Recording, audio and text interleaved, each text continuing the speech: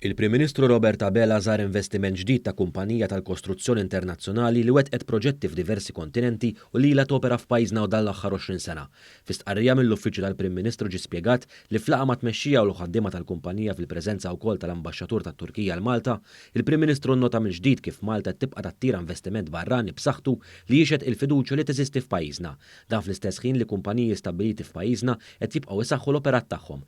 Il-Prim Ministru ġie infurmat ukoll dwar l-investiment li għamlet il-kumpanija f'makkinarju tal-kostruzzjoni sostenibbli u favur l-ambjent b'investiment li jisboq l-4 miljun euro. Innota kif dan it-tip ta' investiment u xhieda ta' kif it-tranzizzjoni ambjentali tista' ssir mingħajr ma jixxekkel l-investiment. Waqt laqa ma' tmexxija u l-ħaddiema, il-Prim Ministru nota wkoll is-sehem tal-kumpanija fuq proġetti tal-Gvern li huma ta' benefiċċju għall-poplu kollu. It-tmexxija tal-kumpanija esprimiet il-fiduċja tagħha f'pajjiżna u sostniet li se tibqa' tinvesti fl-operat tagħha għax temmen fil-potenzjal ta' dan il-pajjiż.